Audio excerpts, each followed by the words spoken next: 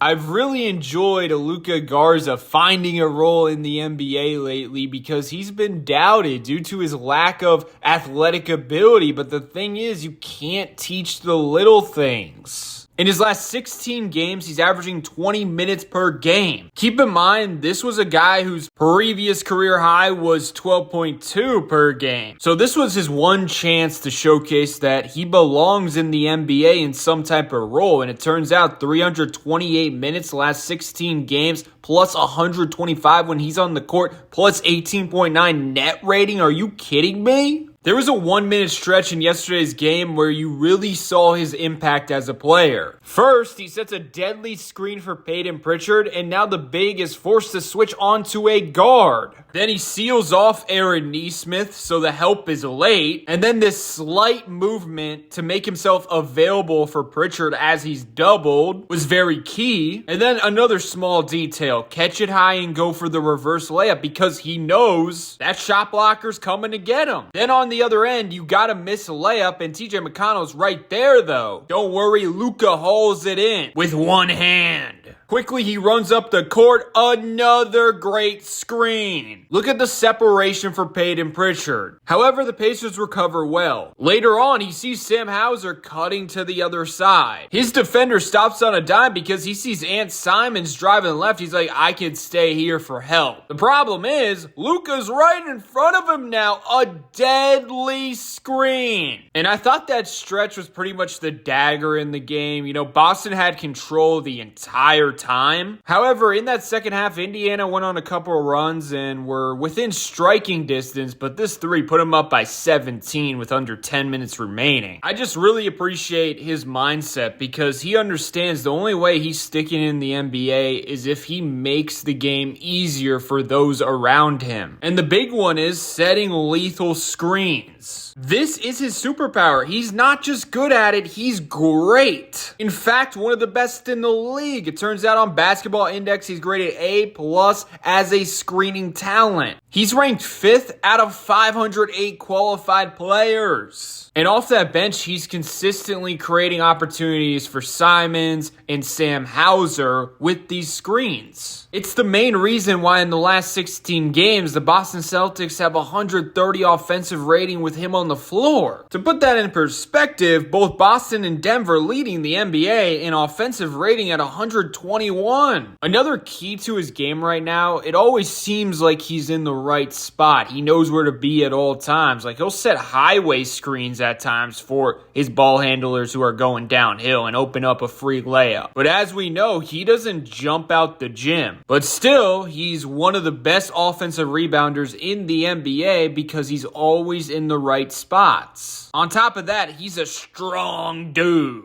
who never gives up on a play, and strength and hustle is a scary combo to have. It turns out he's ranked 5th out of 513 qualified players for offensive rebounding talent on Basketball Index. We're not done yet. Putback scoring impact per 75. He's ranked 1st in the NBA out of 513 players, clearly A+. So I wanted to take a break in the action and talk about the sponsor of this video, Mando. I got the starter pack on shopmando.com. Look it up and check the website out. This was my favorite product by far. I use it every single day. Spray and pray. 72 hours odor control. They are not lying. And it smells great. If you want to support me and the channel, use code ROMP at shopmando.com. 20% off site-wide and free shipping. Links will be in the description and pinned comment section. Remember, use code ROMP. Thank you. I appreciate it. It helps me and the channel out a ton. Second chance points has been a key ingredient to the Boston Celtics this season. Currently number 3 in the NBA, averaging 17.5 second chance points per game as a team. And what do you know? Luka Garza currently averaging 2.6 second chance points per game, only behind the other big man, Keita. That's one of the ways he produces as a scorer. The other way is just hitting open three-pointers, and that's been a huge jump for him. So 3 years in Minnesota, he shot 30% from 3 on 1.2 attempts per game. And now all of a sudden, he's a sharpshooter, 47% on 1.5 attempts.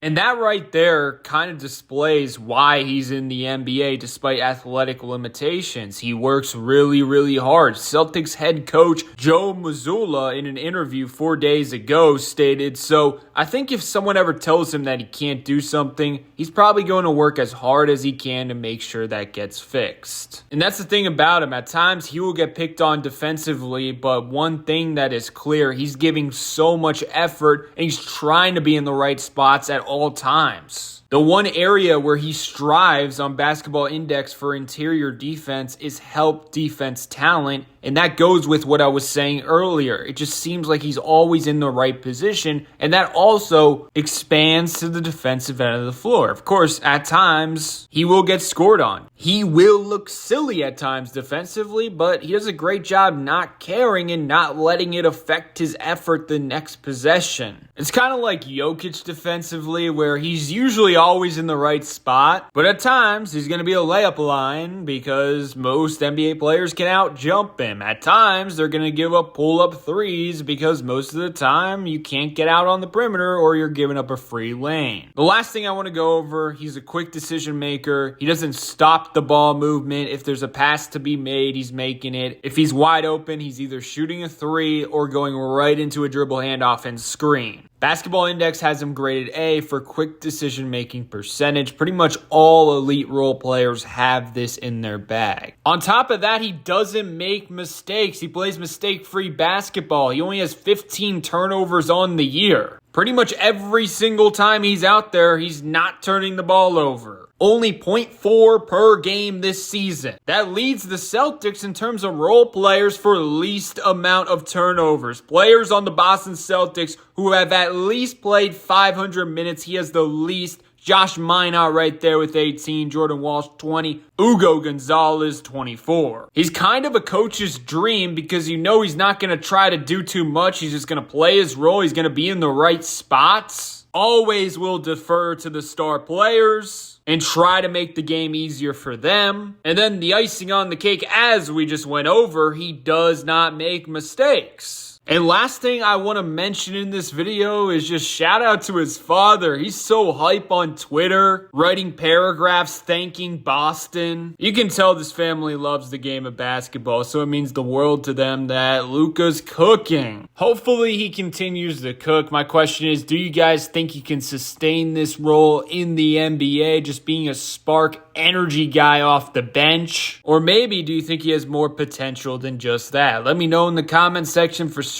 and leave a like and subscribe if you enjoyed. Check out my other videos, and thank you Mando for sponsoring this video.